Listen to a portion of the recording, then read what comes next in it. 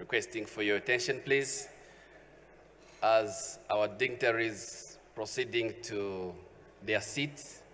I would like to ask everyone to have a seat so that we can start the event.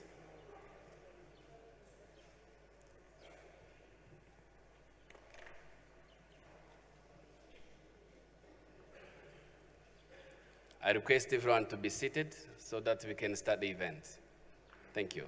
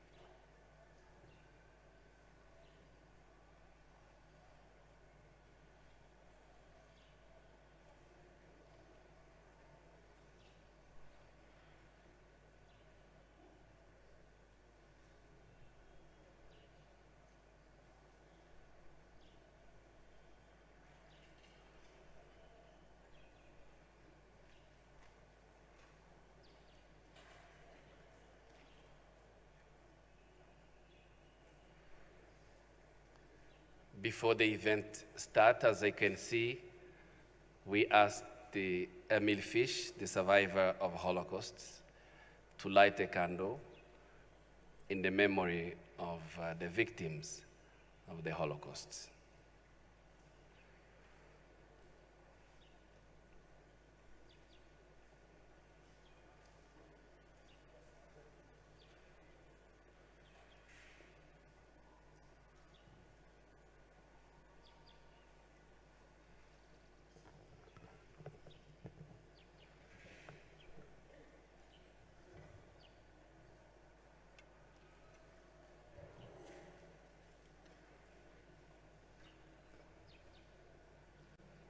Honorable Minister, Dr. Jean Damascene Bizimana, Excellencies, Ambassadors, members of Diplomatic Corps representing your respective countries here in Rwanda, partners, friends, representative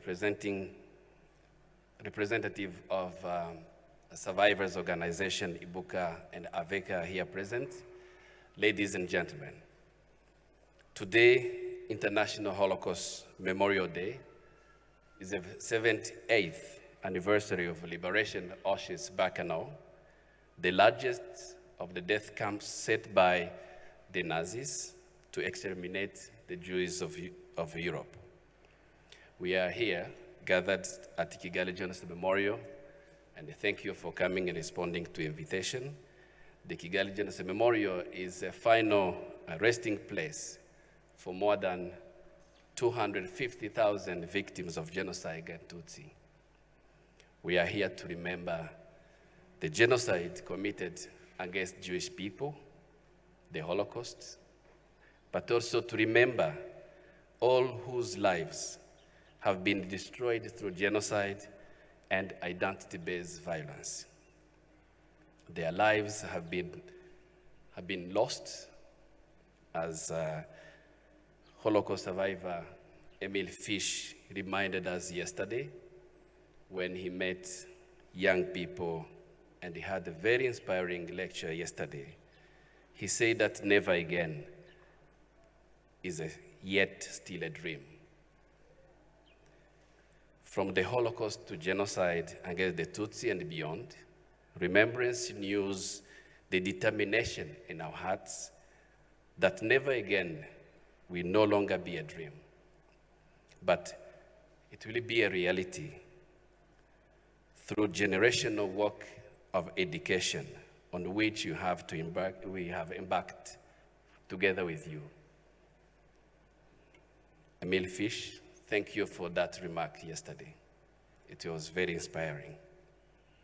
Each year, this particular event is jointly organized by the Embassy of the State of Israel, and I take this opportunity to welcome His Excellency Dr. Ron Adam. They work tirelessly together with the Embassy of Federal Republic of Germany to Rwanda. Thank you for your presence, Excellency Dr. Thomas Kurtz, and the UN Residence Coordinator. And I would like to take this opportunity to recognize the presence of Mr. Ozonia Ojelo, the UN Resident Coordinator in Kigali. Of course, Aegis Trust and Kigali Genocide Memorial is always behind to support this great initiative of the both embassies and the UN, looking at logistics and other activities actually to make this event successful. As you've been able to visit this exhibition, the question that embed in its title helps us actually to formulate our reflection for today's event. And this event, we thank the Yad Vashem for providing this exhibition, which is very, very much inspiring. So join me to welcome our keynote speaker and our guest today, Dr. Serge Bramit, the Chief Prosecutor for UN International Residual Mechanism for Criminal Tribunal for Rwanda. Welcome. We will be together as well, and we've been joined by Dr. Deborah Hagit Adla. She's the lecturer of Hebrew literature from Israel. Thank you very much for being with us.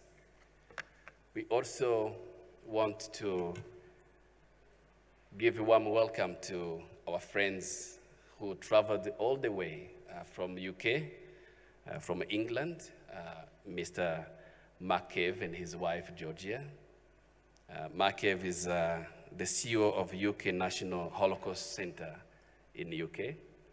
And we are together with Dr. James Smith, who came together with him, the CEO of Aegis Trust. We are deeply, and listen to me, we are deeply honored to have a presence of Emil Fish, one of the last witnesses of the Holocaust. He came with Dr. and my friend Shai Pilnik and his grandchildren, Noah and William. We welcome you to Rwanda. Emil, we identify with your pain. We share in the loss. We know how it means to lose your loved ones, especially when you're targeted for destruction, simply because of who you are. We are very much honored to have with us our guest of honor, the Minister of the National Unity and Civic Engagement, Honorable Minister Dr. Jean Damascene Bizimana. Dr. Honorable, welcome to this event. So in terms of running order, very soon our event will start with a memorial prayer by Rabbi Chaim Basal Chabad. Hope I said it well. And I want to take this opportunity to recognize his presence and thank you for coming and help us in leading the prayer. And this prayer will be followed by a minute of silence. And while we will be standing up to follow a rabbi prayer, I will ask you to keep standing so that we can observe together a minute of silence in the respect of the victims of genocide and the Holocaust. Right after a minute of silence, we are going to hear from Mr. Ozonia Ojelo, the United Nations Resident Coordinator in Rwanda. We will then hear from His Excellency, the German Ambassador, Dr. Thomas Kurtz. And before Emil Fish share his experience of the Holocaust, we will follow a poem prayer by Israeli writer Avraham Halfi. It will be presented by, of course, Deborah Adler, who she's with us today. Following a poem by Fred Furanzima. It's a really great poem. And thank you for coming and be part of this program. We will hear from a keynote speaker afterwards by Dr. Serge Bramit, Chief Prosecutor for UN International Residual Mechanism for Criminal Tribunals. Dr. Bramit will be followed by His Excellency Dr. Ron Adam, Ambassador of the State of Israel. There will then be performance by Hope Azeda, the founder and director of Mashirika, and before we hear and follow the speech by guest of honor.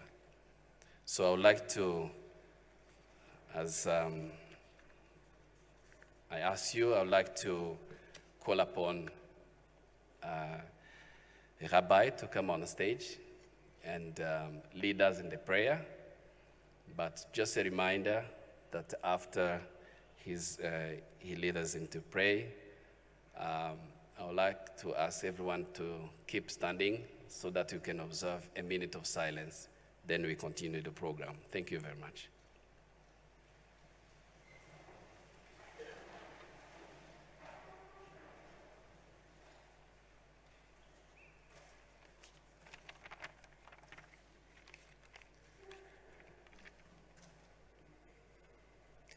אל מלא רחמים שוכן במרומים דיין אלמנות ואבי יתומים אמצא מנוחה נכונה על כנפי השכינה במעלות קדושים וטהורים כזוהר הרקיע מאירים ומזהירים לנשמות 6 המיליונים אחינו ואחיותינו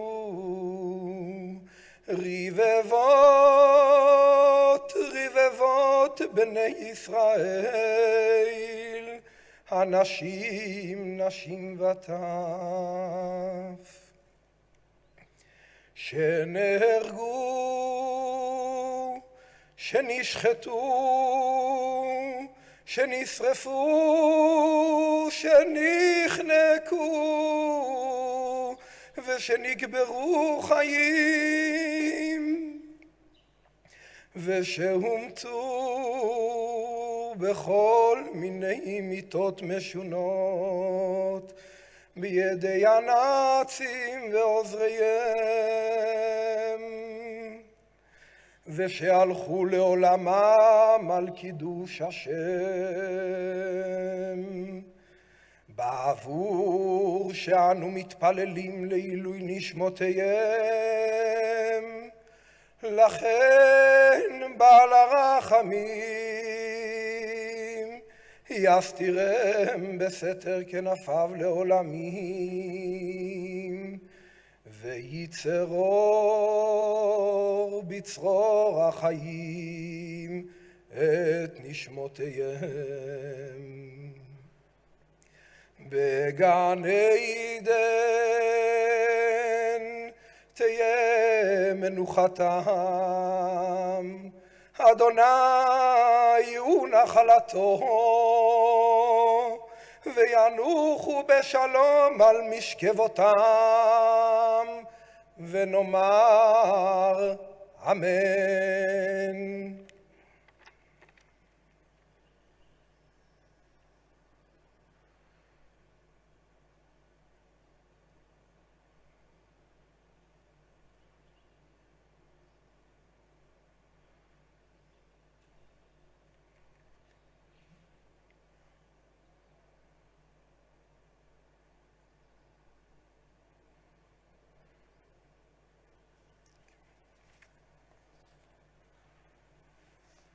Thank you.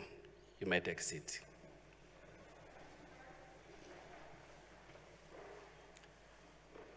At this point, I would like to invite Mr. Ozonia Angelo to come forward for his speech. Thank you.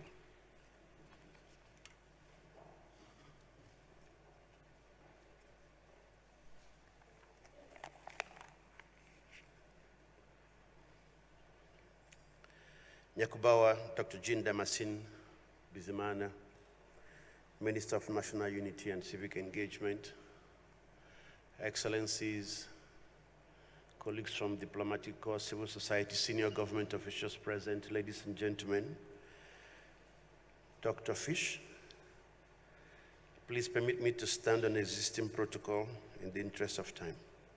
Mwaramuse. From the onset, I wish to appreciate the government of Rwanda for accepting this commemoration to be held here and by supporting the organization of this event, but also gracing it to the valuable presence of His Excellency the Minister, Dr. Bizimana, and other senior government officials. And my gratitude and appreciation to my colleagues, the Ambassador of the State of Israel, and the Ambassador of Germany for the close collaboration in organizing this event, and of course, Aegis Trust as well. And to commend the Genocide Memorial and Aegis Trust for the coordination for the event. This year, the theme guiding the United Nations Holocaust Remembrance and Commemoration is home and belonging.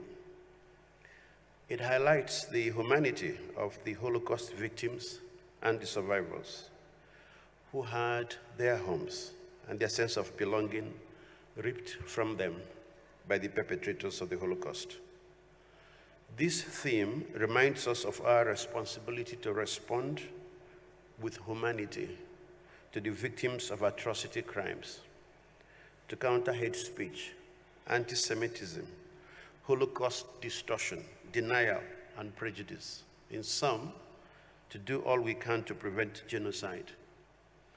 In his message for this year's commemoration, the United Nations Secretary General, Antonio Guterres, said, and I quote, "We reflect on the millions of individual lives cut short, the millions of futures stolen away," end quote. As reflected by the Secretary General, we mourn the loss of so many and so much. But we also recognize that the Holocaust was not inevitable, and no genocide ever is. Ladies and gentlemen, your presence here today is key in remembering the suffering and the loss of the victims and honoring the many brave men and women who risked their lives to help those persecuted. It is also a testament to the continued spirit of solidarity and comfort with survivors globally who were forced to adjust their ideas of home and belonging as they faced the violent anti-Semitic onslaught during the Holocaust. So it must be on days such as these that we should reaffirm our commitment to never again.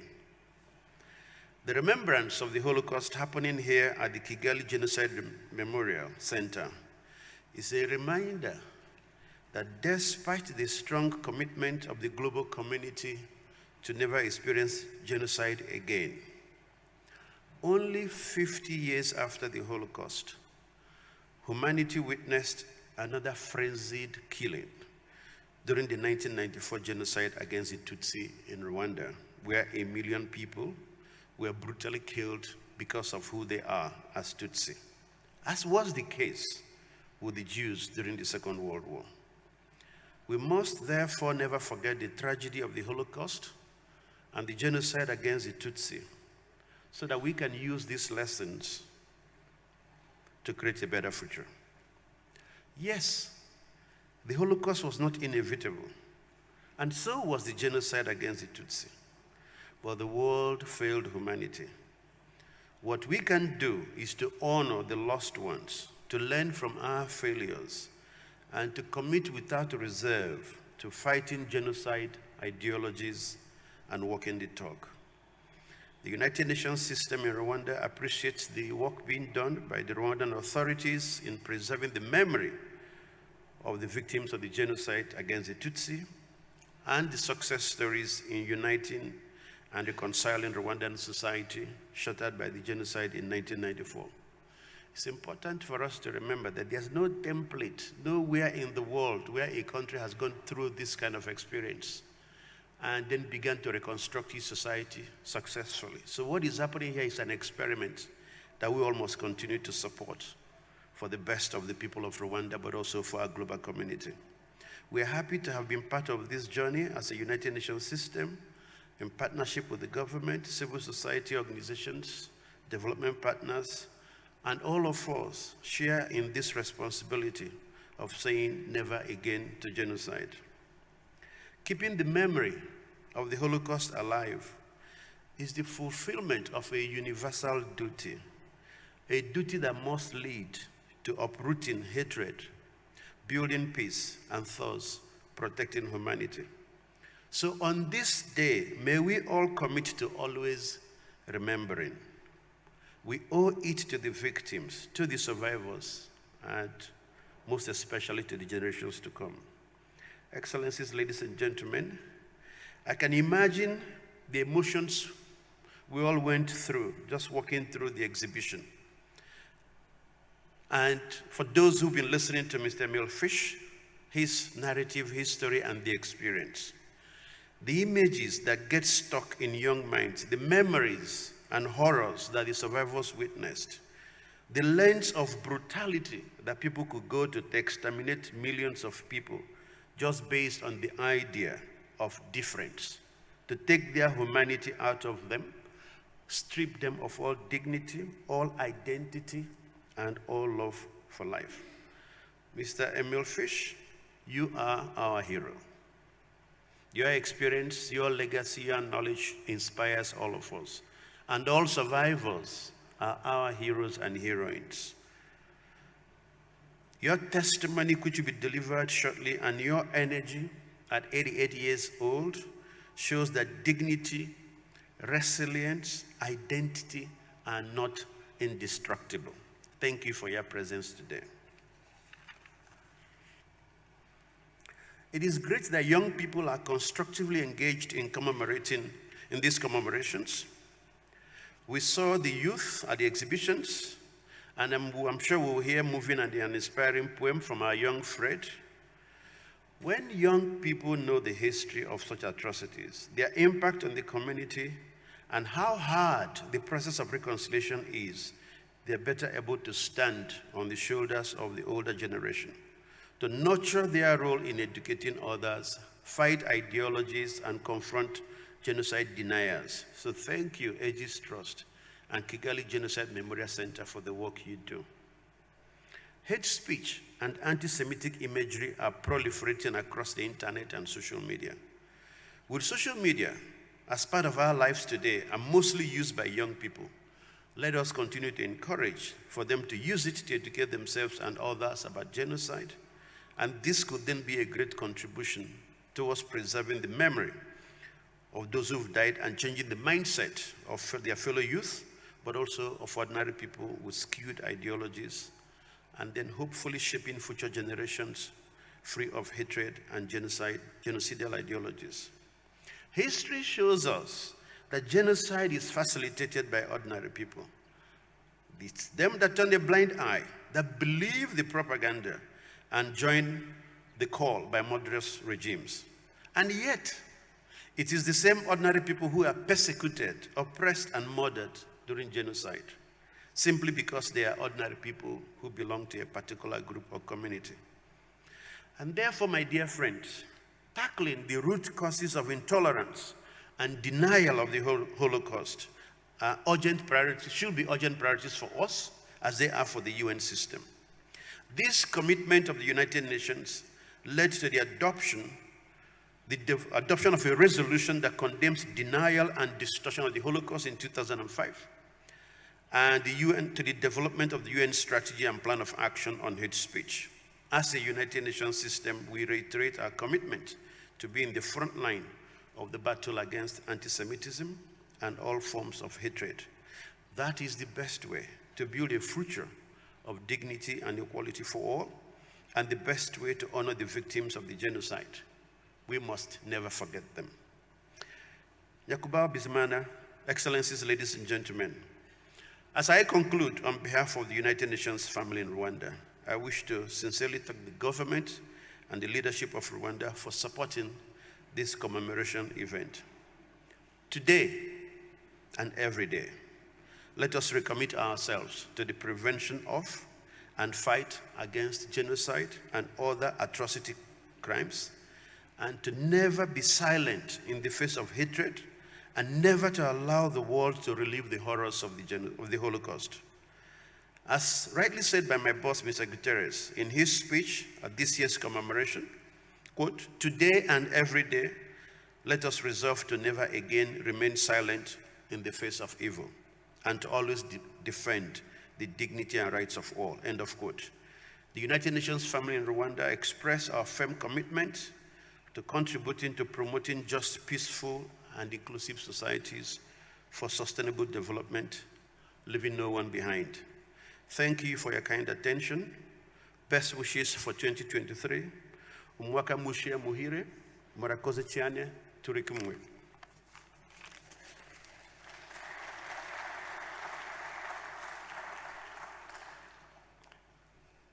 Thank you. Thank you again, Dr. Zonia. And at some point, also, sorry for misusing your title as well. Don't be afraid to give another round of applause, because this was very inspiring.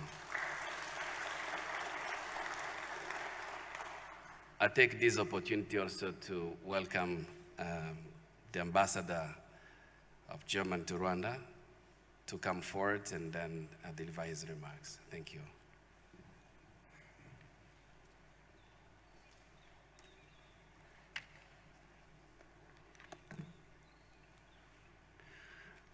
Thank you very much, Freddy Matangua, for moderating this event and for allowing us to use the memorial as such an appropriate venue for this commemoration once again.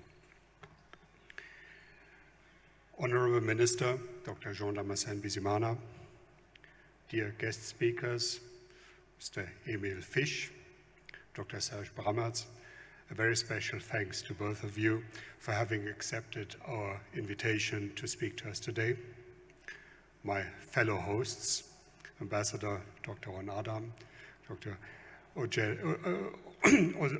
Ozonia Ojello, fellow ambassadors, colleagues, members of the diplomatic corps, ladies and gentlemen, good morning, everybody. We commemorate the liberation of the Auschwitz death camp on this day, 78 years ago, by the Soviet Army. We remember the victims of the mass murder, of the genocide against the Jews of Europe committed by Nazi Germany, a genocide which we know today as the Holocaust or as the Shoah. The Holocaust today is an essential part of mankind's collective memory. In 2005, it has been made a UN Day of commemoration, not least because of the endeavor of our friend Ambassador Ron Adam. The Holocaust has become, it still is, and it will always be a decisive element for our Germans' identity. And I do not just speak about a memory about the past. Perhaps beyond our borders, it is less known how very much alive this memory is. In 2022, hardly a week passed where we did not have very engaged and vivid public debates on what exactly the Holocaust does mean for our society today, especially for our handling of the various forms of anti-Semitism which occur in our country and in other parts of the world, often in the context of a narrative of decolonization. I think it's for the 12th time today that the ambassadors of the State of Israel and Germany jointly host this commemoration here in Kigali. It does remain a miracle. It seems rather unlikely that the heir of the Jewish victims, the ambassador of the State of Israel, and in the case of my friend Ron Adam, a child of 2 Holocaust survivors, and myself, as the official representative of the country of the perpetrators, Germany, jointly host this event. As far as I know, this is a unique event in the world, and it is no coincidence that this is happening here in Rwanda, where else? More special, perhaps, is the case of Israel and Germany themselves, of the countries themselves. Over the last couple of years, a tradition was established where Israeli and German leaders jointly commemorate. This year, for example, Mr. Dani Dayan, the chairman of the Yad Vashem Directorate, spoke at the German Parliament, the Bundestag. I can only be most thankful that this is possible today. It's a gift which is hardly deserved. We have to keep the memory alive, beyond any routine rituals of commemorating. We must never forget. The memory becomes especially painful when we bring individual fates to our minds. Such a fate is the story, for example, of 93-year-old Rachel Hanan from Haifa. Only a couple of days ago, I think 2 weeks ago, she published her story in a small book.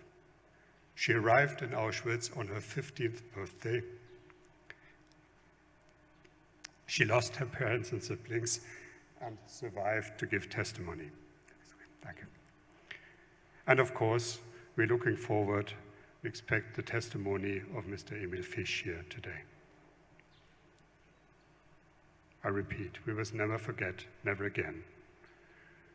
This imperative has become even more urgent at a time when an unjustified, brutal war of aggression is being waged against the very territories where a large part of the genocide against the Jews in Europe has been committed. Some of the victims killed by this aggression were Holocaust survivors. Never forget. Thank you for your attention.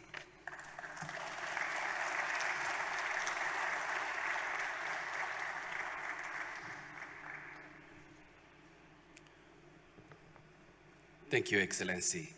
Thank you for very inspiring remarks. I would like to call upon Deborah to come forward and read the poem Pray by Israeli writer Avraham Halfi,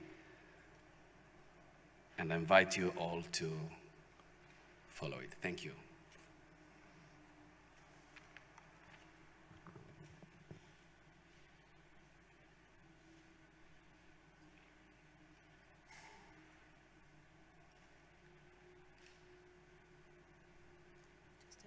Shalom.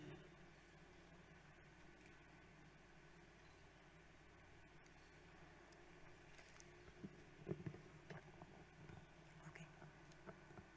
I wanted to have a music. Okay. The ceremony before you deal with prayer and its meaning during the Holocaust. The routine created by the 3 daily prayers of the Jewish believer anchor his life in a physical framework.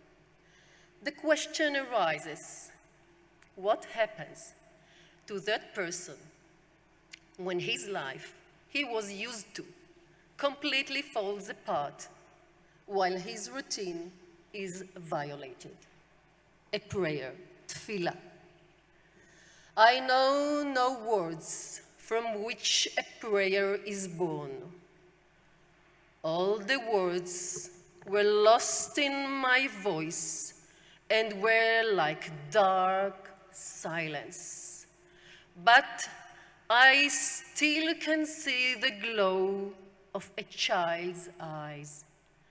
And yet, my eyes can see a star, incomparable in brightness, and worried mothers lead their little children to the light. What will happen to them?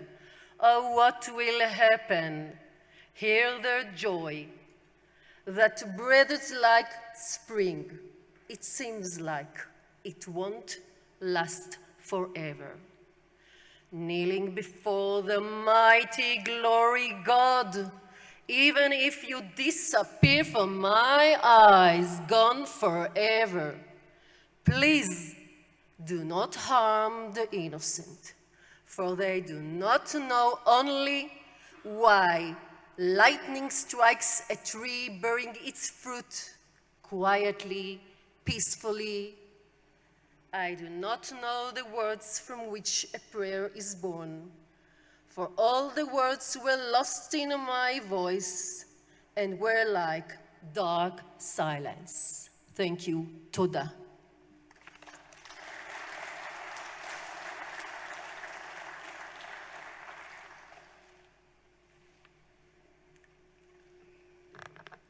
Thank you, Deborah. This is a crucial moment, and at some point, I don't know how to introduce Emil Fish. What I had in mind to introduce him, I realized that it's part of his story, and he said it very well. So I don't want to say it in different ways. I want him to come forward. Emil Fish. It's a rare occasion, and I was so pleased and humbled that Emil Fish traveled all the way from New York to come to be with us today and share his painful story and painful experience. And you can imagine, as time goes, it's become more and more difficult for survivors of the Holocaust to travel. I was so pleased and so impressed when I received him at the airport. He was the strongest person among his delegation, including young people, his grandchildren. They were so exhausted, but he was very strong. I'm so happy to welcome you, Emil Fish, for your very inspiring testimony. Thank you very much.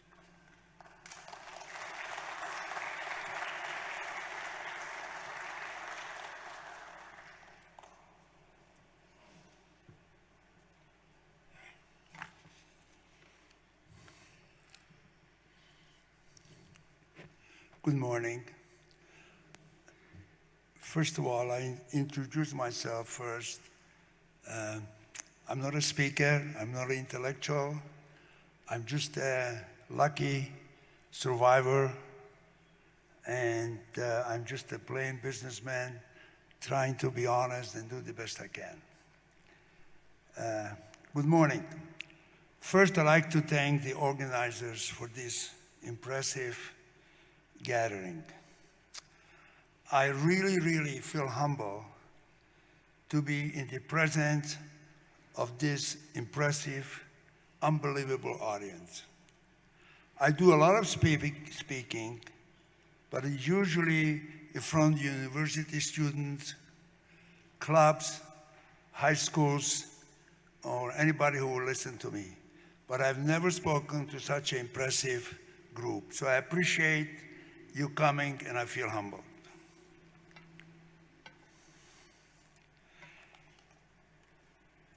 History repeats itself from those who refuse to learn from it. It's as simple as that.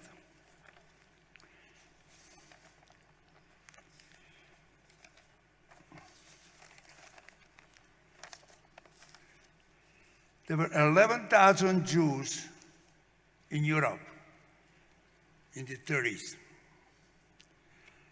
The Nazis and Hitler had a plan to kill every one of them, regardless of age, intellectuality, profession. It made absolutely no difference. In the process, he didn't only kill 6,000 Jews, he killed the homosexuals, the blacks, the invalids, Jehovah's Witnesses, and as one priest said, he stood against Hitler and he said, I really don't care about the Jews. I don't want to be the last Catholic that he's going to kill.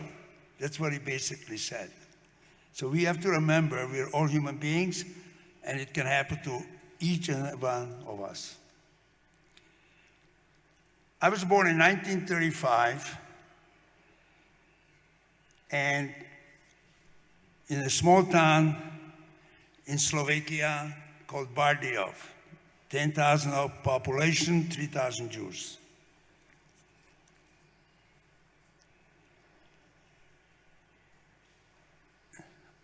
The reason I survived had nothing to do with me.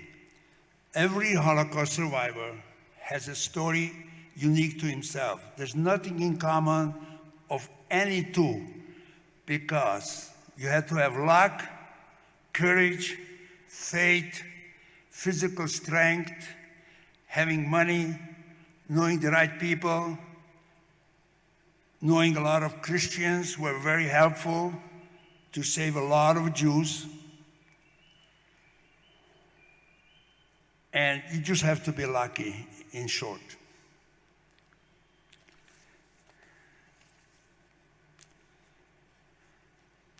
When I was growing up, I lived in a town which was anti-Semitic for no reason. Every day of my life, I lived anti-Semitism. It was just part of my DNA. I couldn't walk the streets alone. If I saw a Christian, I go across the street or I go back because I know I'm going to be beaten up. So we like to walk in twos to be safe. And this was going on every minute of my life. In school, we had to go to school by law. So in the morning, we went to regular school. In the afternoon, we went to Hebrew school. But there was school on Saturday. And we Orthodox Jews don't write on Saturday. So the teacher said, oh, wait a minute, that's not going to work. You're going to sit in the back row. So every Saturday, all the Jews, regardless if they were Orthodox or not, we were sitting in the back row because we didn't write. Gives you some idea of the intensity of anti-Semitism for no reason. In 1942, out of the 10,000 people, 3,000 were Jews. And Hitler decided, with Tiso, who happened to be a priest in Slovakia, to deport all the Jews. When there were about 80,000 Slovakian Jews, but of course, he was also selfish. So he reported 80% of us, and he made exemptions of 20% for these people who he needed for the economy or for whatever reason. Luckily, my father was a very smart businessman, my mentor, and he manufactured railroad ties. So you can imagine railroad ties are needed to transport people. So he and the other 20% of the people got exemptions. 8,000 people disappeared in 1942 from my hometown in cattle cars. Nobody came back from my father's side except him. No uncles, no cousins, no nephews, no grandfathers, nobody. He was the only one who came back from Buchenwald. From my mother's side, many, thanks God, came back, but nobody from my father. He never complained. The older generation did not talk about the Holocaust, psychiatrist, social historian trying to figure that one out. But I did catch him once in a while cry in a room. There was no transport of Jews in Slovakia from 1942 to 1944. We did not live normal life, of course, but we were alive. So we were thankful for that. In 1944, Tiso, the president, decided that he wants to kill all the other 20% of the Jews. So he demanded that they should all move west, basically to Bratislava or Pressburg in that area, so he can have an easy job putting us all together and send us to concentration camp. So we moved to a town called Nitra, not very far from Bratislava. My father, as I said, was very smart, bright. By the way, he did have a basic education in Germany as a teenager, and he spoke perfect German with no accent. So he decided to rent a house at the end of the town, knowing that one day he's going to have to run. That's exactly what happened. One day, as was customary in Europe, we didn't have shopping malls. The mothers usually went to town to get bread, fresh milk for the children for the school, and so did my mother every day. One day, she was coming back, and at the railroad track crossing, there was a German officer, because German occupation to Slovakia came late in 1944 because the uprising failed and the German occupied Slovakia. And there was also the Daily Guard there, a Christian. And the German looked at my mother and said, "You're Jewish." She says, "I'm not." She says, "Well, you're obviously Jewish, and I want you to take your family so I can arrest them." And this was going on for a few months. And this Christian guy told the German guy, "Listen, she's not Jewish. I'm telling you, I see her every day here. This woman is not Jewish. Luckily, she had blonde hair. She didn't look too Jewish." So she ran to her house, and she said, "We got to pack." So we immediately packed within 2 minutes, and we were at the last house in the town, and we went not knowing where we're going. So we ended up in a vineyard. It was raining, pouring rain, and after 3 days of rain, we were hungry. My father decided he's going to knock on the door, the owner of this big farm. And he knocked on the door, and he said, "I'd like you to hide me. I'm going to pay you." He said, "Money is not an issue. The issue is that it's next door already Jews, and the Germans think that they know there are Jews there, so it's going to be very dangerous for you to hide us." Well, my father insisted, saying, "Listen, I have no place to go. Can't be any worse than being on the street." So he took us in. It was a Baptist Christian. Baptists were known to help Jews during the war. We were there a few months, and the barn was we were given in the attic a place you can't stand, you can hardly sit. He provided us food every day, except the barn was on a main street, and the Germans used to march alongside. He said, "I think it's very dangerous for you to stay," and they were resting against the barn, and sooner or later they're going to hear some noise. We couldn't get out. So we decided that we're going to go to Bratislava, the capital, because my father had false papers. My original name was not Emil, but I liked it, so we kept it. And we had Gentile, non-Jewish names on the ID cards. So we hired a guy to take us to Bratislava by train at night. So we had to go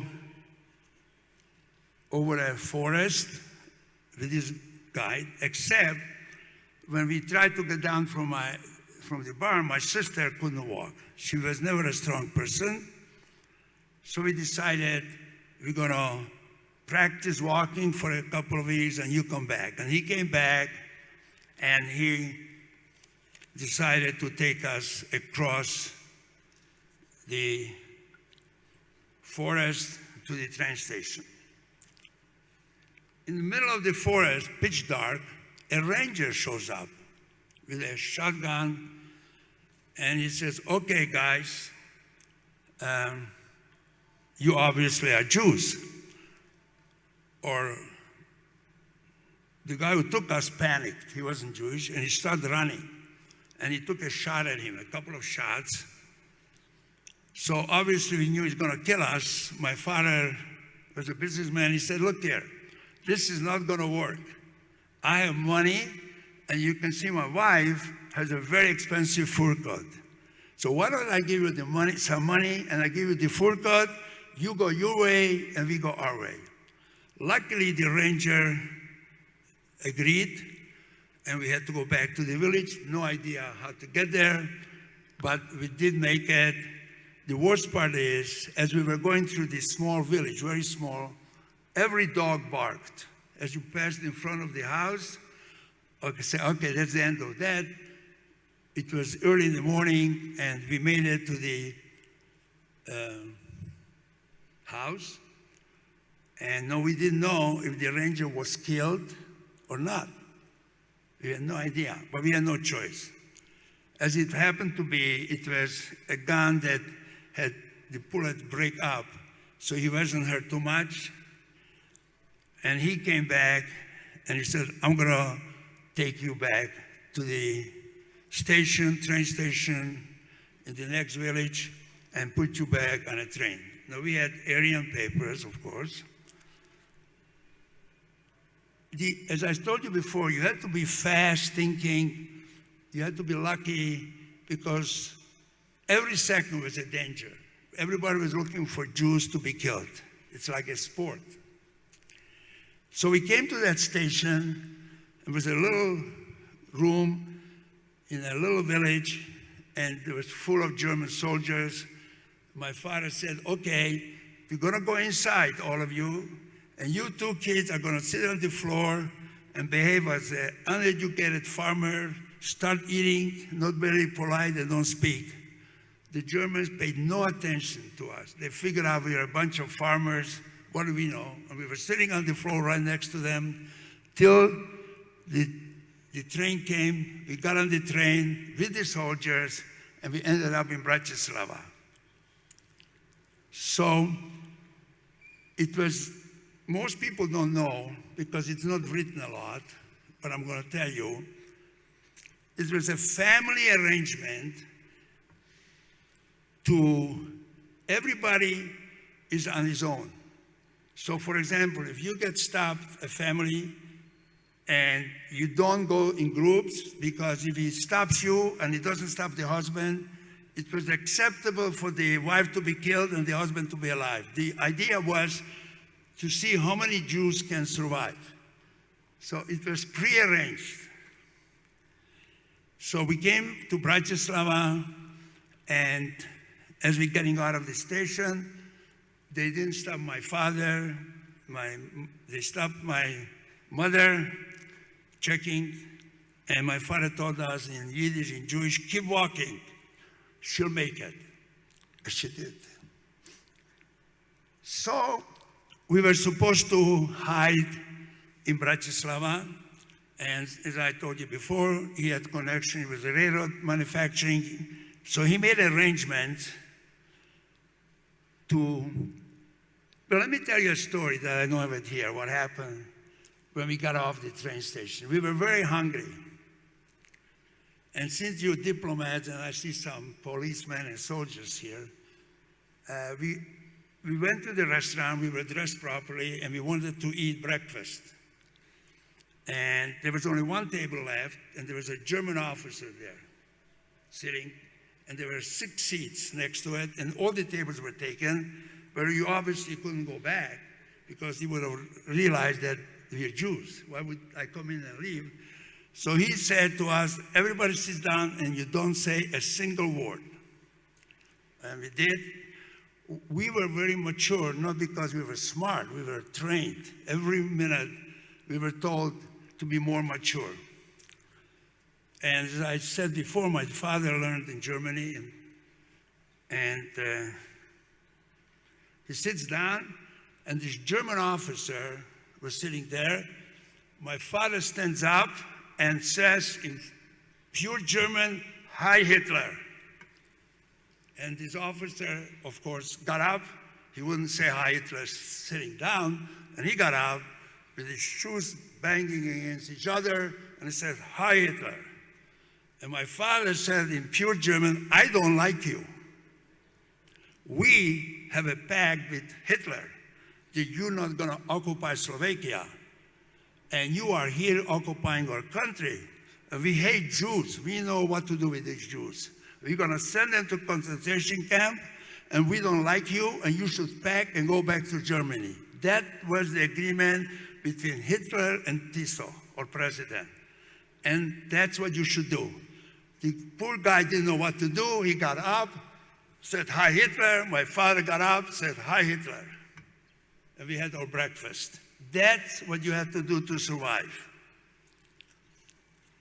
So, through his connection, we ended up in a beautiful apartment to be hidden for money, and we thought we made it, except in November, there came an order to every Slovakian Christian who lived in Bratislava: if you hide the Jews and we catch you, you will be killed. Therefore, you have to turn in all the Jews. So that day, a lot of Jews, famous ones who were hiding, were caught. And we came to this beautiful apartment. It was 11 o'clock at night, and the owner finally said, "I gotta go out." And my father told us, "Okay, that's it. He's gonna turn us in." Soon enough, about midnight, 2 Gestapo officers, not Slovakian, German, came up and arrested us. I said, "Okay, it's over. I'm arresting you." The issue was they didn't have enough provisions to keep all the arrested people, so they used to kill a lot of Jews and throw them in the Dunaj River, literally. You tell you to stand at the river, they shoot you, you fell into the river. And even today, there's a mini museum of all the shoes of all the people. So we thought we're going to do the same thing. It's going to take us and kill us. But for whatever reason, he took us to the Gestapo headquarters, literally to the headquarters, which today is still there, but it's an old age home. And we met my cousins there and other people, but we didn't talk to each other because the understanding is each one says, "I'm Christian, I shouldn't be here." Of course, the Germans didn't believe us, but we didn't talk to each other. We were actual cousins. So about in the morning, before the morning, a big truck comes up, they load us up, everybody that was there, about 40 of us, and they take us to a collection camp called Seret, which was a collection camp to send Jews to concentration camp. So they separated my father from my mother and my sister and me, which was the hardest part, if you can imagine. I was 9 years old, they take your father away, police. So you know, you may never see him. And so my mother, my sister and I were sent to Bergen-Belsen in a cattle car. He was sent the same day to Buchenwald. Now the cattle cart was basically a box, as you know, I don't have to tell you, no food, no water, no sanitation, one bucket of water for sanitation and drinking. I don't know what they were thinking about. And thank you.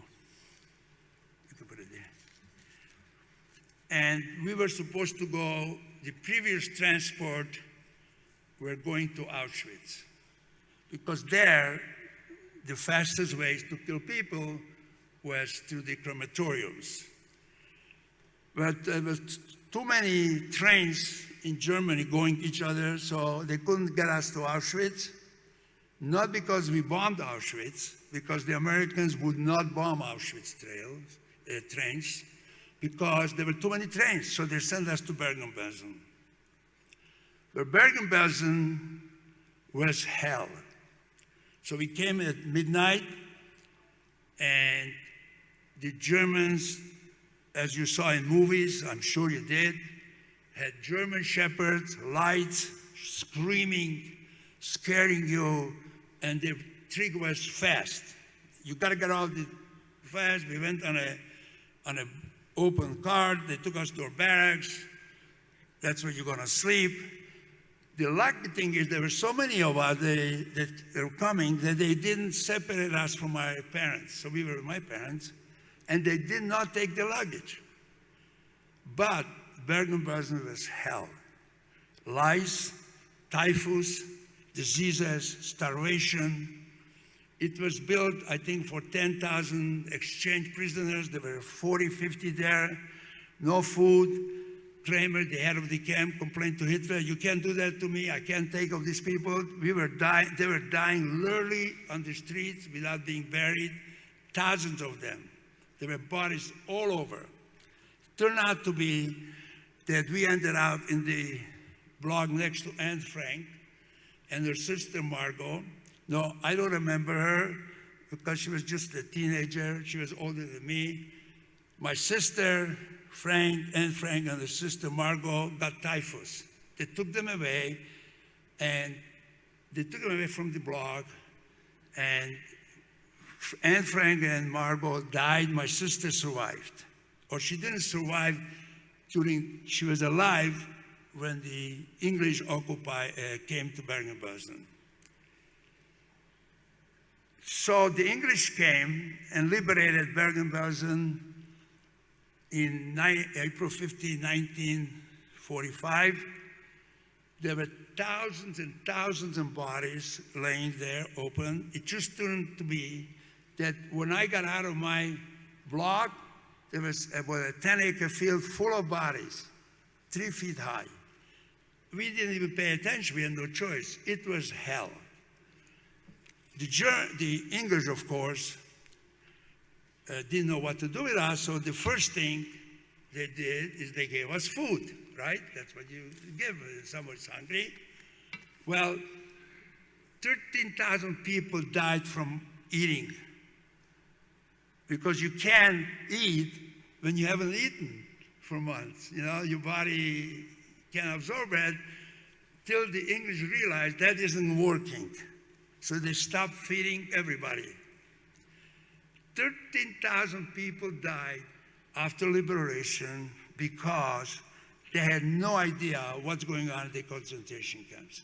They thought by giving us food and clothing, that solves the problem. When my sister was taken to the hospital immediately, how? The English finally had no idea, so they called London and they said, "Okay, we have no idea what to do.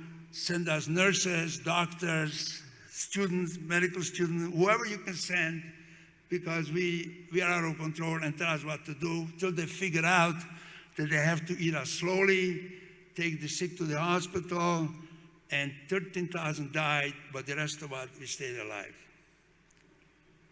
So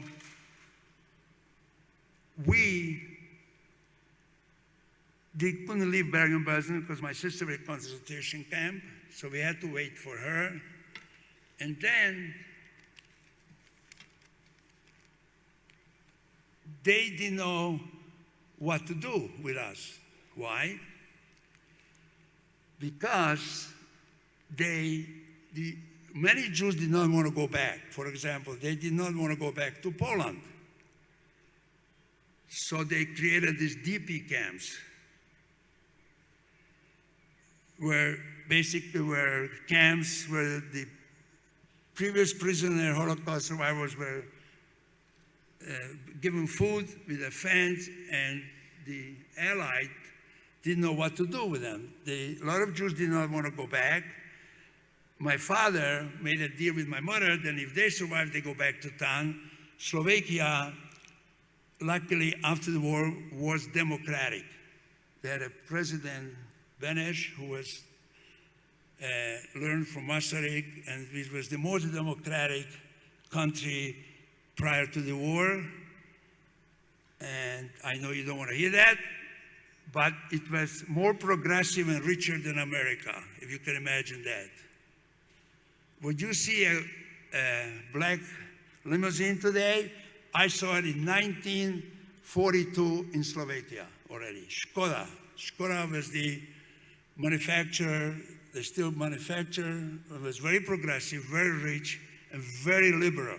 Complete freedom for everybody till Hitler, the anti-Semites, took over.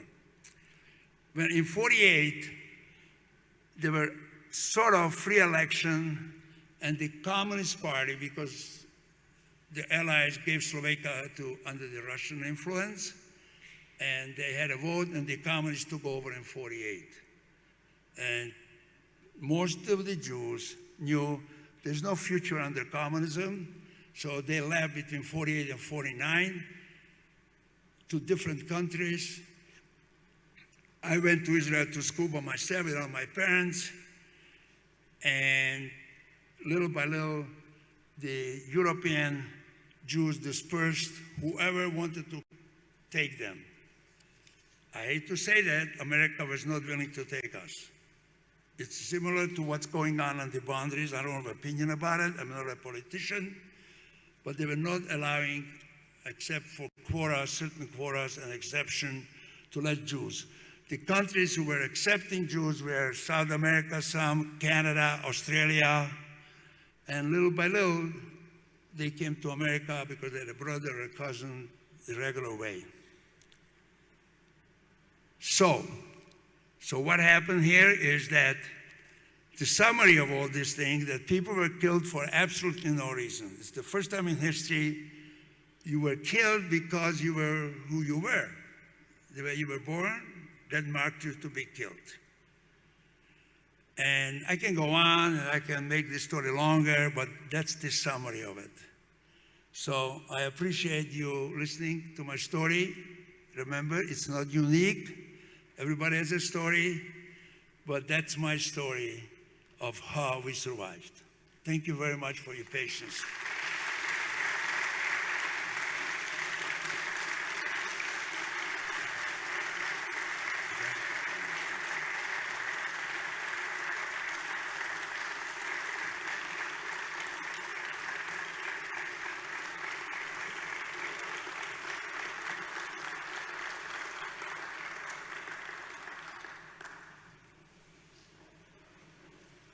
I'm so glad that you showed that respect. And I would like to express my appreciation with a very profound thanks to Emil. Emil, your story is actually touched hearts of many of us today. And I thank you very much for that. Emil survived, and in a village that he'd been living in Slovakia, where he survived, 9 of 10 Jews in Slovakia didn't. Thank you very much. And you're a light for many. Thank you very much. I would like to call my friend Fred Franzima to come and read a poem for us. Thank you.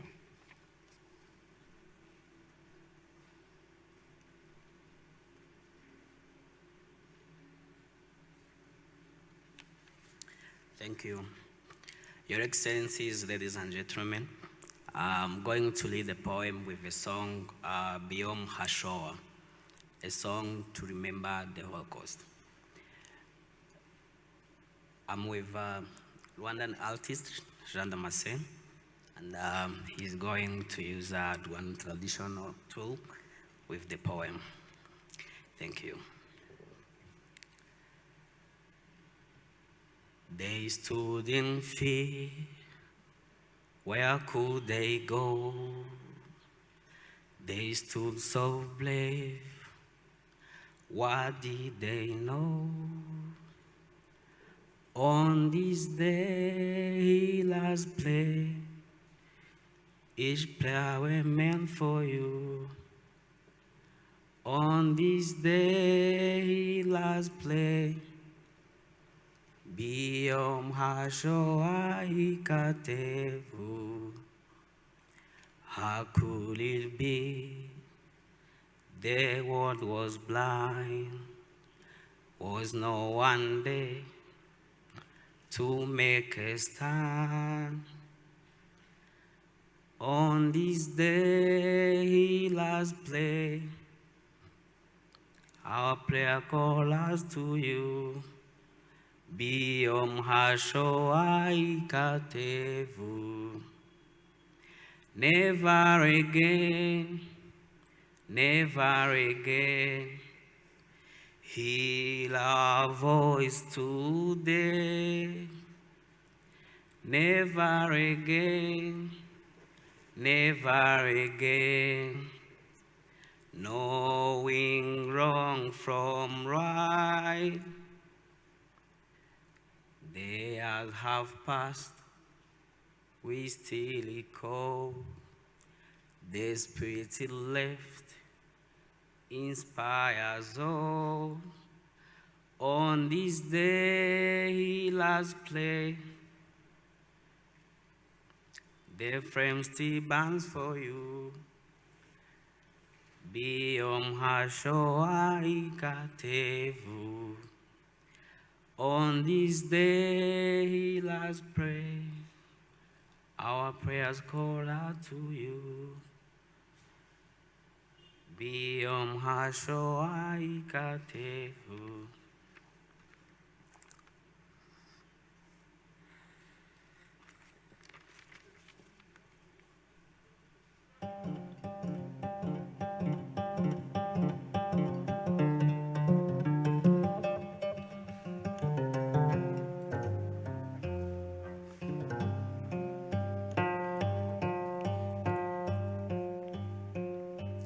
Today, we remember the love of hills, the wall of lords filled with soldiers. We remember the burst of shells, the stands of Holocaust, hating. We remember the surging, smashing, stabbing, thrashing, and sacrificing. We remember the yearning, writing, sealing, slicing. We remember pounding, quaking, bobbing, breaking, hoping, arching. We remember all too clearly, all too often. We weep because others can forget. At the beginning of the year, and when it ends, after all these decades, and more to come, we remember them.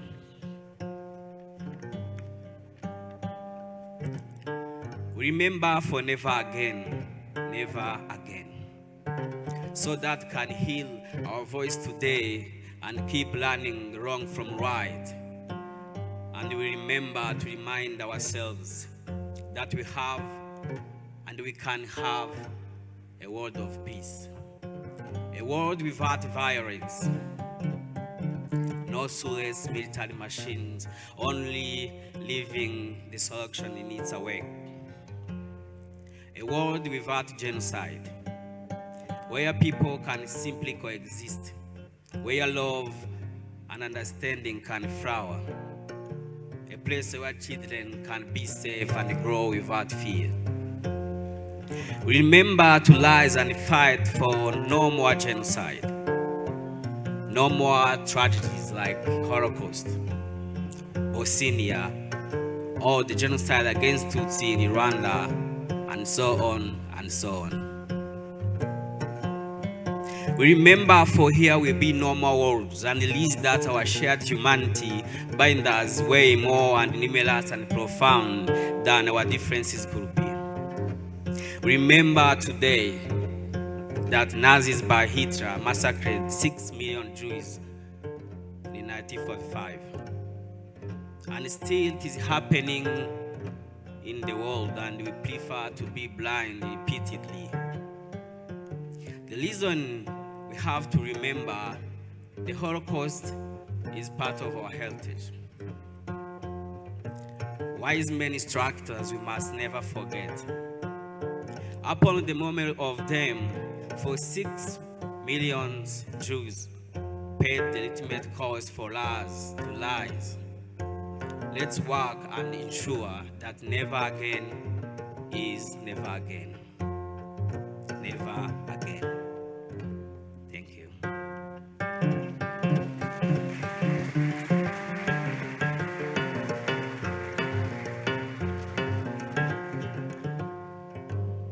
Thank you. Thank you, my friend. At this point of time, I would like to call upon Dr. Selj to come on the stage and deliver your speech. Thank you.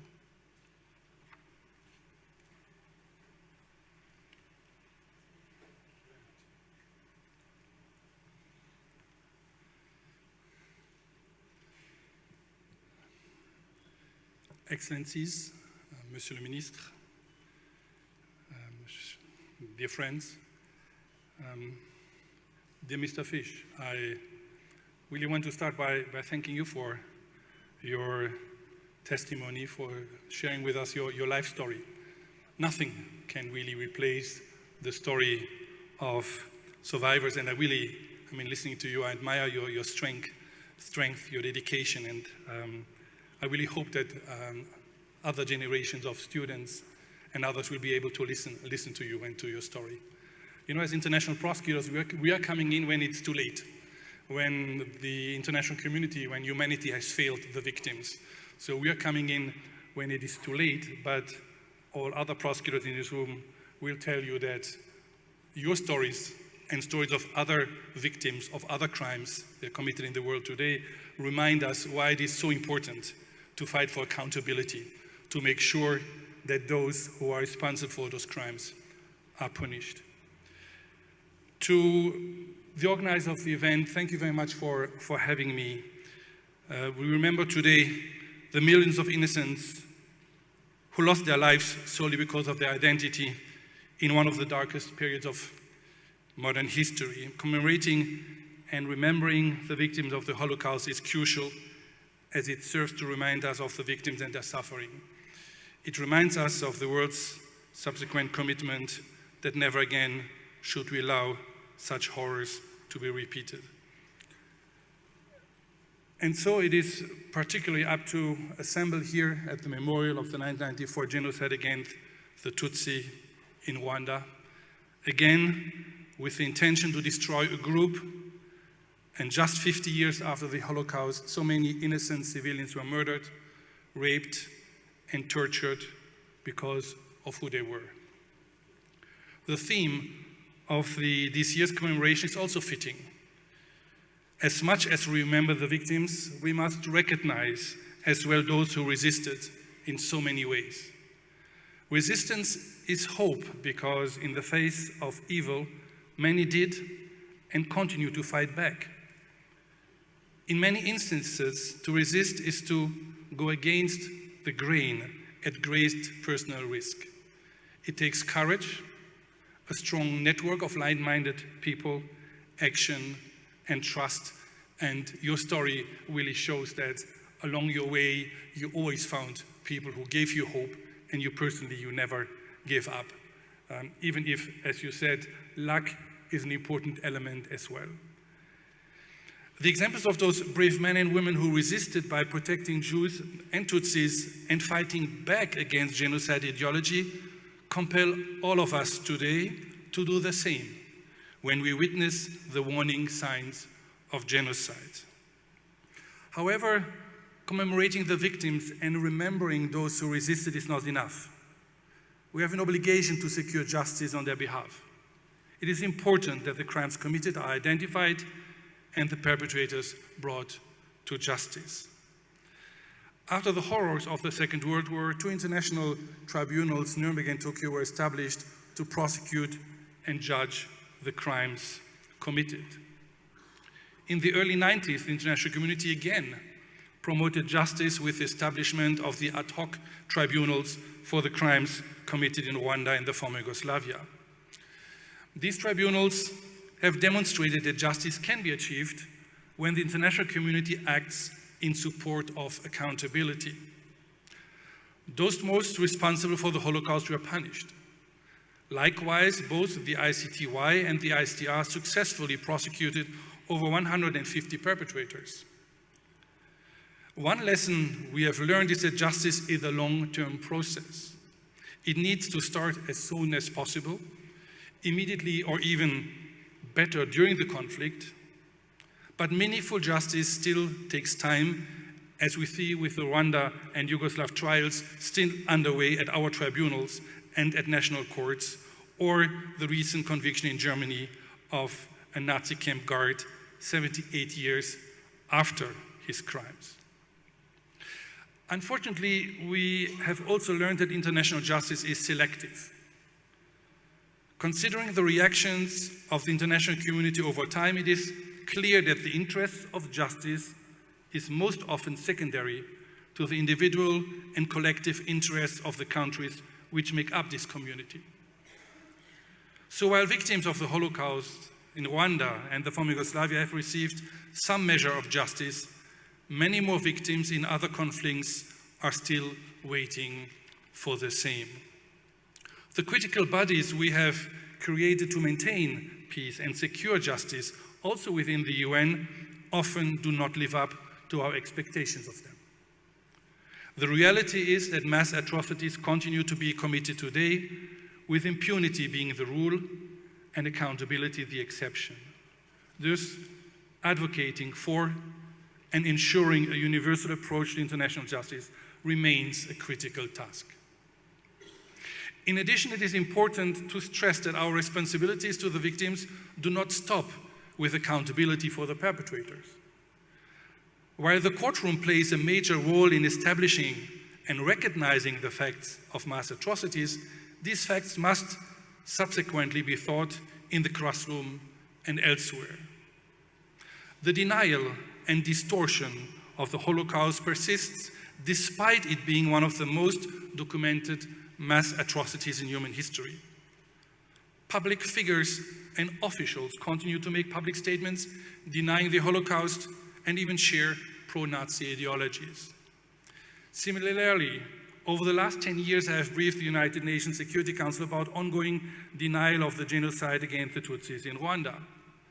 The chambers of the ICTR, the Rwanda Tribunal, have held that the facts of the genocide were established beyond any dispute and thus constituted facts of common knowledge. However, efforts to minimize the scale of the death and destruction or distract attention from the judicially established facts of the genocide continue. Today, genocide ideology presents clear risks to international peace and security. Modern communication technologies like the internet allow denial and hate speech to spread at alarming rates, as UN member states recognized in their January 2022 resolution expressing concern about the growing prevalence of Holocaust denial and distortion. Resisting the denial of crimes and glorification of criminals is our individual and collective responsibility.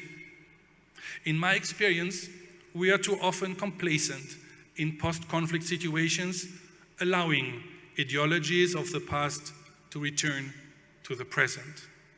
We need to recognize that the truth is contested and we must actively defend and promote it. A day of commemoration such as this is first and foremost about the victims. But it's also an opportunity to reflect on the mistakes of the past and to assess our actions in the present to ensure that we are not repeating the same mistakes. Finally, it is a chance to recommit ourselves to making sure that we promote a more just and peaceful future by standing against ideologies of discrimination and hate. Thank you for your attention.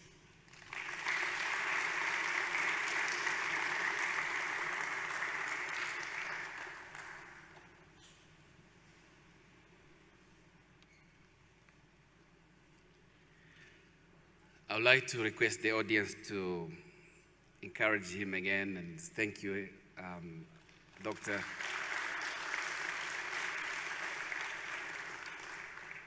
So thank you very much. I would like to ask Hopa Zeda and his group in the Mashirika to say that this is their time. So you're invited to the stage, and we are looking forward for your play. Thank you. Oh, I'm sorry, and this is a mistake. I'm sorry. Before that, I would like to invite His Excellency Dr. Ron Adam for his remarks. And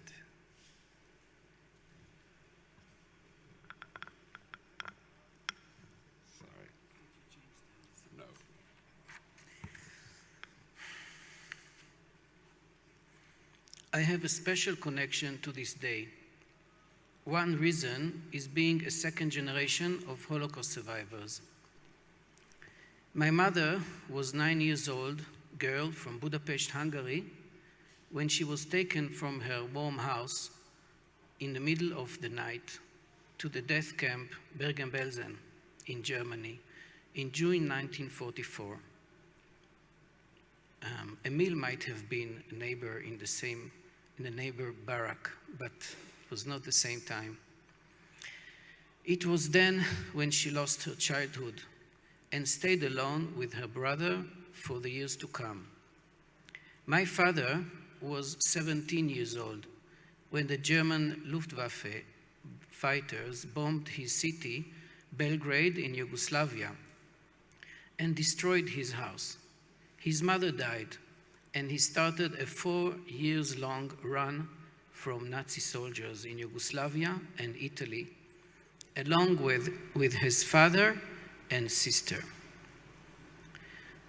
Another connection to this day is me being a government official at the right time, in the right place. It was 2005 when I functioned as director of the UN department in the Ministry of Foreign Affairs in Jerusalem. It was 60 years to the end of World War II and to the liberation of the death camp Auschwitz-Birkenau. After being a diplomat in the UN during previous years, knowing well the processes and the rules of procedures of the organization, and after realizing that the Holocaust is not mentioned and does not exist on the agenda of the UN, I decided to make a difference. I initiated and drafted a new resolution that was later on brought to the General Assembly, which dedicated that the United Nations will designate the 27th of January as an annual International Day of Commemoration in memory of the victims of the Holocaust. On November 1st, 2005, the resolution was brought to a vote, but the General Assembly adopted it in consensus with the presence of all 193 member states. The consensus was an end to a very long diplomatic process conducted around the world. A good end, which showed the commitment of all nations of the world to the remembrance of the Holocaust, and as a reminder and of the history of the worst genocide of mankind. the UN member states agreed on the need to remember, on the need to teach about the Holocaust and other genocides, to prevent Holocaust denial, fight anti-Semitism, and to bringing war criminals to justice. I grew up in a family where my both parents preferred not to share their stories. My brother and I are probably affected by that decision. My mom, who passed away 5 years ago, told us only stories about the fact that she did not really eat during the 9 weeks that she was in Bergen-Belsen, except a bowl of soup early in the morning. My dad never told us anything. His suffer was beyond the ability to share with us.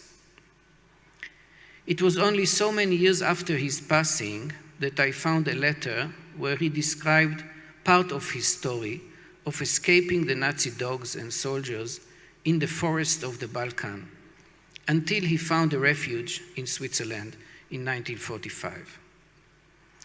Sharing the personal stories of the Holocaust in Israel did not start immediately after the end of the World War. It was only in 1977, more than 30 years later, when the government of Israel decided officially to include the story, to include the history of the Holocaust in the curricula of schools and encourage survivors to share their testimonies.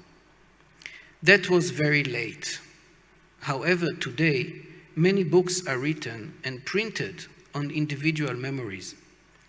It is so crucial due to the deniers that are out there. I would like to thank you, Emil Fish, for your testimony and courage to come here to Kigali and share your story. As time passes and survivors are leaving us, like my parents, it becomes more and more important to share the testimonies. So it is here in Rwanda, in the case of genocide against the Tutsi. During my service here, I have encouraged and supported initiatives to promote culture of writing and reading about genocide. And Fred Fuanzima is one case of me helping here.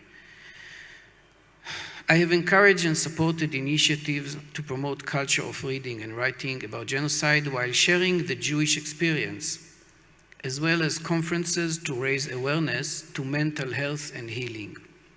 In this context, and as a second-generation survivor, I find it imperative to uncover, arrest, and bring to justice war criminals wherever they are hiding around the world. We should do it before it's too late. For us, it is too late. For Rwanda, it is still relevant. Survivors deserve to see justice. Lastly, we cannot tolerate anti-Semitism or any other act of racial hatred or discrimination, dehumanization, hate speeches. They might lead to another genocide. May the soul of 6 million Jews and 1 million Tutsi rest in peace. May we never again witness any act of genocide in the world. Thank you.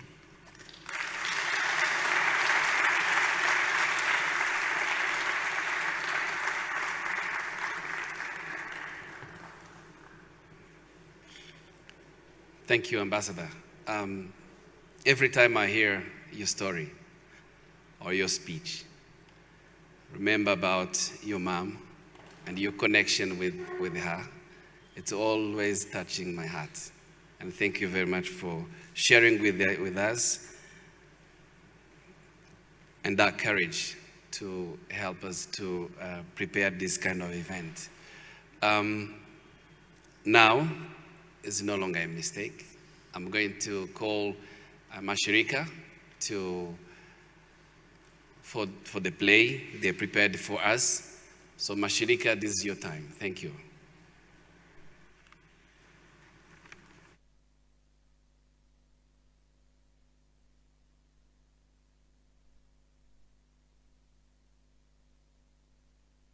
I must be listened to. I must be seen, witnessed, acknowledged, felt, reveled, loved. If it happened before, it can happen again. To forget is to erase. How do we erase a loss so profound when it happened to you? You begin to walk differently. You speak differently. Your thoughts become crowded in fear. Genocide is likely to occur again. Learning about it is the first step to understanding it. Understanding it is the first step to responding. Responding is essential to save lives. Otherwise, never again will remain again and again, again and again. A dove descends from the sky to rest on my knee and bring greetings from my mother. A butterfly flutters in the air before resting on my cheek. It brings kisses from my sister, resembling her countenance, beautiful and intentional. A day like this is surely heaven sent. An existential feeling that normally gathers at the bedrock of my heart, repressed by the desire to forget, rises like yeast to the roof of my consciousness. Surely, a day like this is heaven sent, as it is a reminder that I am alive, that I breathe this feeling of humanity. A day like this is surely one to remember. I speak today with no shame, and I feel a question come into my head. Do we still believe in the labor of love? Labor of love, labor of pain. I can't get used to it. No one should get used to it. Labor of love, labor of pain. I can't get used to it. No one should get used to it.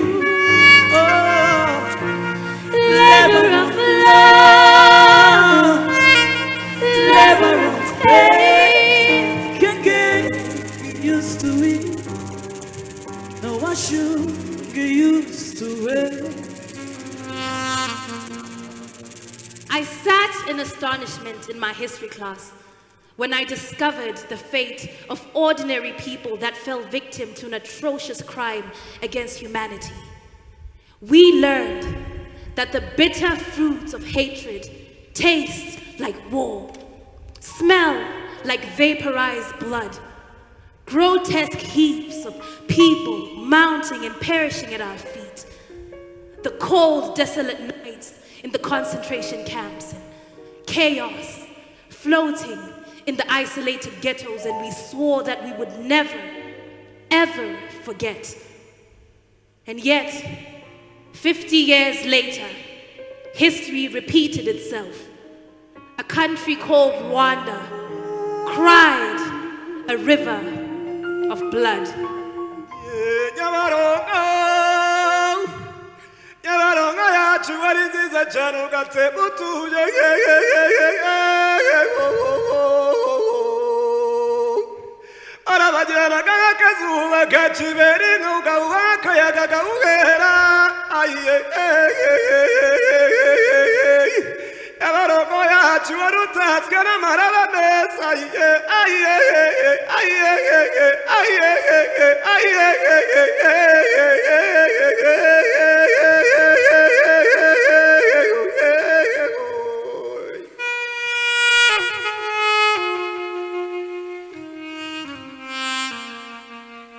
Soaking into the soil, the bitter fruits of humanity grow like weeds and choke the life out of innocent children. These are not the fruits that we choose to water, nourish, or bear anymore. We choose fruits of life, unity, and shared prosperity. We choose the fruits that were cultivated through the labor of love, for these fruits nourish our bones and feed the future. Do we still believe in the labor of love that empowered the survivors of the Holocaust to be defiant in a time of oppression? Do we still believe in the spiritual force that transcends the physical plane to conjure up courage? Courage to resist, the courage to keep moving and growing in the warm light of the sun.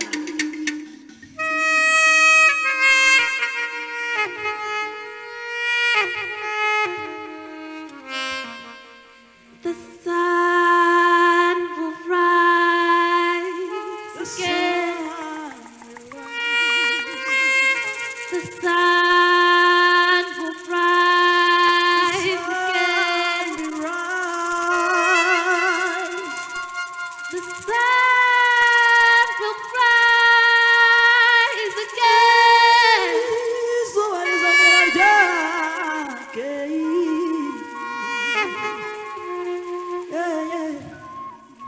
We are custodians of the stories that were passed on to us, guardians of these living artifacts and stories. Surely a day like this is heaven sent.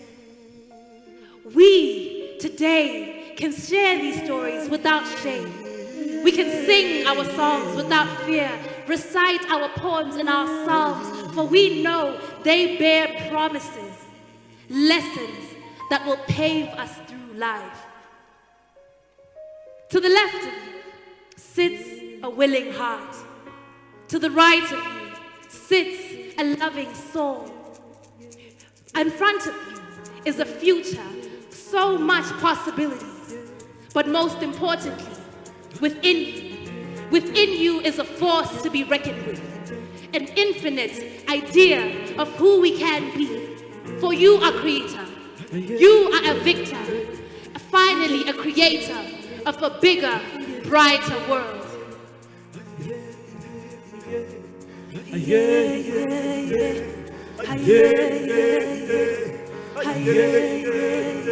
I remember, so the truth never dies. I remember,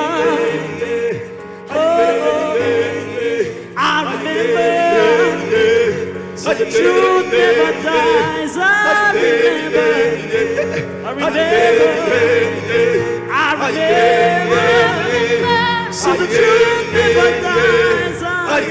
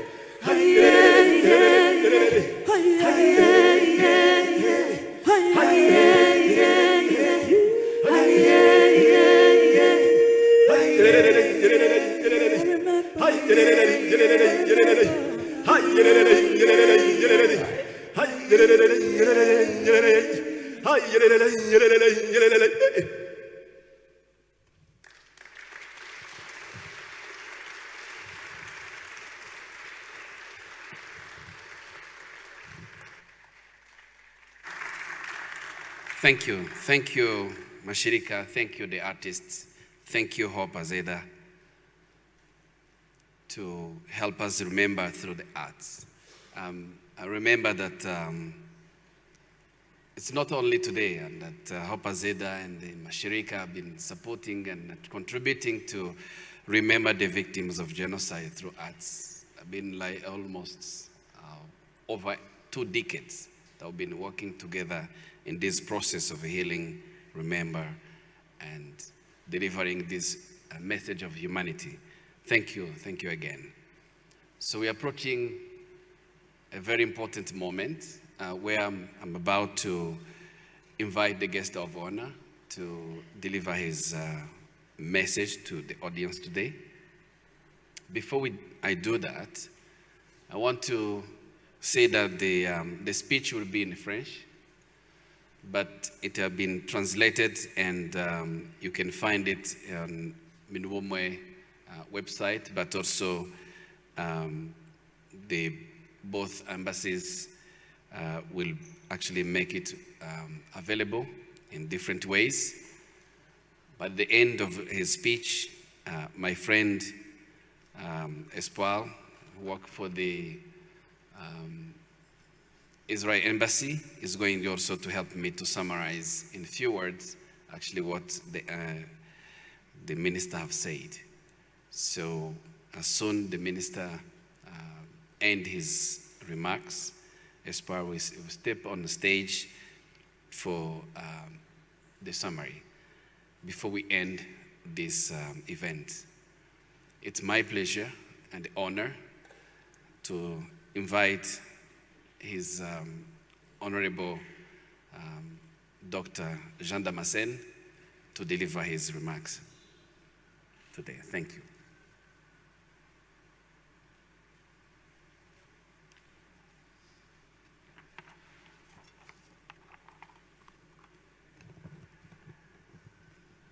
Thank you, Freddy. Excellences, Messieurs les ambassadeurs d'Israël et d'Allemagne, République du Rwanda, distingués invités, tout honneur respecté, chers participants, au nom du gouvernement rwandais, je commence par exprimer aux survivants de l'Holocauste ainsi qu'à leurs familles et amis ma profonde solidarité et sympathie pour la mémoire des victimes de l'Holocauste. Le gouvernement rwandais est à vos côtés pour se souvenir de cet horrible événement et s'incliner avec vous à la mémoire des victimes.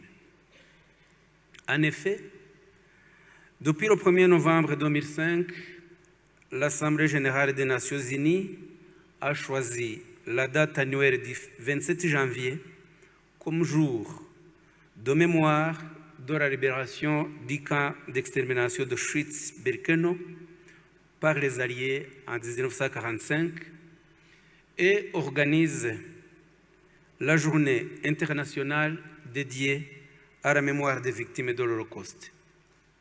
Rappelons que dans ce camp d'extermination d'Auschwitz, plus d'1,1 million Juifs y ont péri dans des conditions atroces. Merci encore une fois pour avoir organisé cette journée de souvenir dans ce mémorial de Kigali. C'est l'occasion commune d'engager une réflexion sur l'Holocauste et de rappeler les valeurs profondes qui fondent l'humanité que l'Holocauste a outrageusement bafoué. La mémoire de l'Holocauste est une nécessité historique que l'humanité entière doit se souvenir dans le but de rappeler sa cruauté, d'informer les jeunes générations sur sa gravité ainsi que sur le danger du négationnisme qui est la poursuite de l'Holocauste sous une autre forme. Un moment comme celui-ci est une occasion particulière pour redonner vie à l'humanité bafouée et de s'adresser plus particulièrement aux jeunes de notre temps qui n'ont pas connu ce drame sans nom et les sensibiliser au danger de l'idéologie d'intolérance et de haine qui précède la perpétration de tout génocide. C'est aussi un moment d'interpeller les jeunes de notre temps à s'engager contre les stéréotypes et les clichés raciaux et ethnistes et les mobiliser pour œuvrer en faveur de l'unité et de la paix, en vue de la construction d'un monde paisible et pacifié. Les témoignages qui accompagnent ce moment de souvenir de l'Holocauste, comme nous venons de l'entendre tout à l'heure, nous aident à nous rappeler qu'il y a eu des périodes de l'histoire récente lors de l'Holocauste, entre 1940 et 1945, tout comme lors du génocide commis contre les Tutsi en 1994, où l'homme a commis l'irréparable en exterminant son semblable, n'épargnant ni bébés et nourrissons, ni malades sur les lits des hôpitaux, ou encore des réfugiés dans des synagogues et lieux de culte. Ce sera le génocide, ce crime sans nom. Cette commémoration de l'Holocauste, mesdames et messieurs, nous rappelle que nous avons un devoir envers les jeunes générations du monde. Ces jeunes doivent connaître le passé pour leur permettre de faire tout ce qui est possible pour que les leçons de l'Holocauste servent à lutter contre la perpétration d'autres génocides et d'unir leurs efforts pour combattre sa négation. Cela est important car l'histoire montre souvent que, sans une attention de tous les jours, les drames de l'ampleur de l'Holocauste sont capables de se reproduire partout dans le monde. Souvenez-nous en effet qu'en 1945, les Nations Unies avaient institué la charte qui avait pour but de prévenir tout autre génocide. 3 ans plus tard, en 1948, les Nations Unies ont adopté la Convention pour la prévention et la répression du génocide qui avait pour prétention de prévenir tout génocide. Une année après, en 1949, les Nations Unies ont adopté une série de conventions de droit international, les conventions de Genève, qui réglementent le droit des conflits armés. Cet arsenal juridique n'a pas suffi pour empêcher au monde de connaître d'autres génocides après l'Holocauste, comme l'attestent les événements survenus en ex-Yougoslavie en 1993 et au Rwanda en 1994, pour ne citer que ces 2 cas parmi les plus graves qui ont marqué la fin du XXe siècle. Tout ceci pour dire que la fin de l'Holocauste et l'extermination de plus de 6 millions de Juifs n'a pas suffi pour donner au monde la paix stable qui s'imposait. Il existe toujours un échec de la communauté internationale dans la prévention et la répression des génocides et autres crimes graves définis par le droit international. Pour vaincre cette faille, il faut une coopération régulière de tous les États pour perpétuer la mémoire de l'Holocauste en réprimant d'une part les auteurs de tout génocide partout où ils se trouvent et d'autre part en mettant en place dans chaque État des lois qui répriment le négationnisme. Le négationnisme de l'Holocauste et celui de tout autre génocide ne doit pas être toléré. Le négationnisme n'est pas une opinion, c'est un délit, un crime qui doit être puni par la loi partout où il se produit. Le négationnisme est une nouvelle forme de génocide. L'historien français Pierre Vidal-Naquet le dit correctement quand il note que le négationnisme est une tentative d'extermination sur le papier qui relaie l'extermination réelle. Dans ce domaine, le Rwanda accorde beaucoup d'importance à la mémoire de l'Holocauste. Dans nos sites de mémoire, l'Holocauste y est expliqué aux visiteurs. Dans les programmes scolaires, les jeunes Rwandais apprennent l'histoire de l'Holocauste. Au niveau de la recherche, le Rwanda favorise des programmes d'échange avec les instituts d'histoire de l'Holocauste et envoie des Rwandais pour visiter les musées de l'Holocauste à travers le monde. Il y a aussi un échange d'étudiants et d'enseignants et un partenariat entre associations rwandaises et juives qui luttent dans différents pays pour la mémoire de l'Holocauste et du génocide des Tutsis. Sur le plan pénal, la législation rwandaise réprime à la fois le génocide et la négation de tout génocide reconnu par les Nations Unies ou par un tribunal international. Cela signifie que toute personne qui oserait nier sur le territoire rwandais la réalité de l'Holocauste serait passible de poursuites pénales au regard de la loi rwandaise. Excellences, Messieurs les ambassadeurs, chers participants, à travers la participation à cette commémoration de l'Holocauste, le Rwanda réaffirme son engagement indéfectible à lutter contre l'antisémitisme, le racisme et les autres formes d'idéologie de la haine qui peuvent conduire à l'extermination ciblée d'un groupe. Le Rwanda, en tant qu'État qui a vécu un génocide, nous comprenons la gravité de l'Holocauste autant que vous. L'Holocauste est un crime qui affecte profondément notre pays et nous avons un devoir de solidarité. Nous avons la responsabilité collective de commémorer en commun et de traiter solidairement les conséquences de l'Holocauste et du génocide commis contre les Tutsi, notamment dans le traitement des traumatismes résiduels, dans l'organisation des politiques de mémoire, dans la préservation des sites historiques et dans la promotion de l'éducation et de la recherche.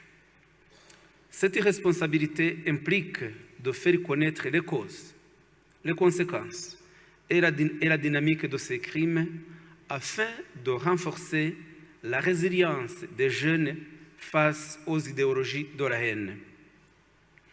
Je conclus en réitérant encore une fois ma solidarité, ainsi que celle du gouvernement rwandais dans son ensemble, solidarité aux victimes de l'Holocauste, aux survivants, ainsi qu'aux États d'Israël et d'Allemagne qui unissent leurs efforts pour commémorer en commun l'Holocauste et en tirer des leçons d'humanité pour l'avenir.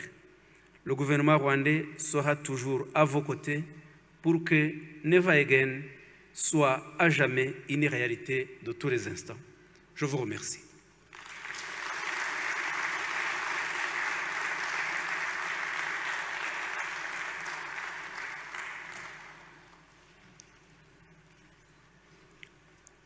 Good afternoon. For those who could not follow properly in French, I will try to summarize what Honorable Minister said in English.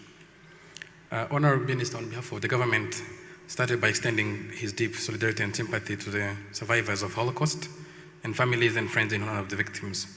He said the government of Rwanda stands with us in remembering this horrific event and paying respect to the memory of victims.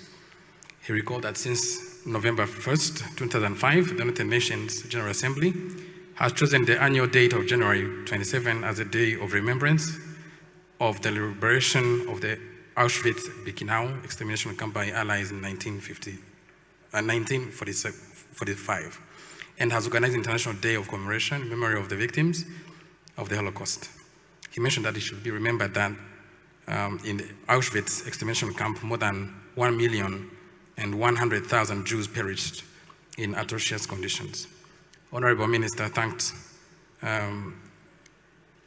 everyone for organizing this day of remembrance at the Kigali Genocide Memorial and recalled that it's a joint opportunity for everyone to reflect on the Holocaust and recall the deep, fundamental human values that Holocaust shamefully violated.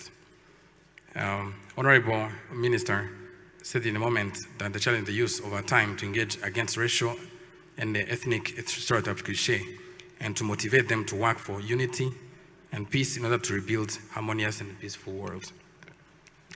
Honorable Minister said it is important that because our history shows that without regular attention, tragedies on the scale of the Holocaust are capable of being repeated anywhere in the world. He reminded that indeed in 1947, the United Nations established the Charter which was intended to prevent any future genocides. He also recalled that 3 years later, in 1948, the United Nations adopted the Convention on Prevention and Punishment of Genocide, which was intended to prevent genocide. Honorable Minister mentioned that, however, this legal arsenal wasn't enough to prevent the world from experiencing another genocide after the Holocaust, as evidenced by the events in the former Yugoslavia in 1993 and in Rwanda in 1994, to name only two of the most serious tragedies that marked the end of the 20th century. Honorable Minister pointed out that in the end of the Holocaust and the extermination of more than 6 million Jews was not enough to give the world the stable peace that was needed. He says that it is still failure on the part of the international community to prevent and punish genocide and other major crimes under international law. Honorable Minister said that the Holocaust denial of any other genocide must not be tolerated. Denial is not an opinion. It's a crime that must be punished by law wherever it occurs. He mentioned that denial is a new type of genocide and quoted a French historian, Pierre Vidal-Naquet, that said correctly that when he notes that the denial is an attempted extermination on paper that relays the real extermination. Honorable Minister recalled that in this domain, Rwanda attaches great importance to the memory of the Holocaust. At the Genocide Memorial sites, the Holocaust is explained to visitors in the school curriculum. Rwandan new students are taught about the history of the Holocaust. At the research level, Rwanda promotes exchange programs with Holocaust history institutes and sends Rwandans to visit Holocaust museums around the world. He mentioned that there is also an exchange of the students and teachers in partnership with Rwandan and Jewish associations that are fighting for this memory of the Holocaust and the genocide against the Tutsi in different countries. Honorable Minister recalled also on the panel level that Rwanda law punishes both genocide and the denial of any genocide acknowledged by the United Nations or by an international tribunal. And he recalled that this means that any person who dares to deny on Rwanda territory the reality of the Holocaust is liable to be persecuted. Honorable Minister reminded that Rwanda, the state, experiences genocide and understand the gravity of the Holocaust as much as they do. The Shoah is a crime that deeply affects our country and have a duty of solidarity, he said. Honorable Minister concluded his remarks by expressing once again his sympathy to the victims of the Holocaust, to the survivors, and to the State of Israel as Germany as they join hands in efforts to commemorate the Holocaust and draw lessons from preventing the true values of humanity for a better future. Thank you very much.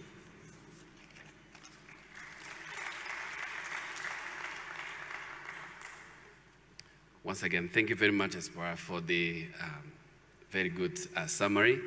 And once again, Honorable Minister, thank you very much for a great speech and a great message. And this is really very, very important that we listen to that. So we are getting close to the end of this event, but this event should be memorable, and we need to have a group photo. And of course, we cannot be in the photo, all of us.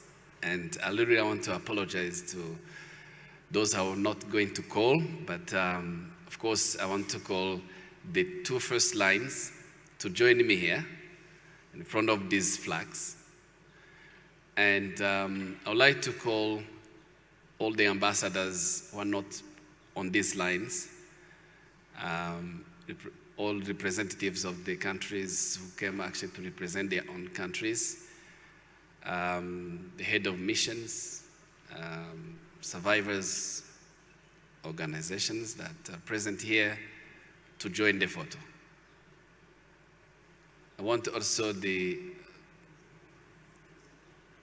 family of Emil and his delegation, Dr. Shai, Noah, and William, to join the photo as well. So please join me and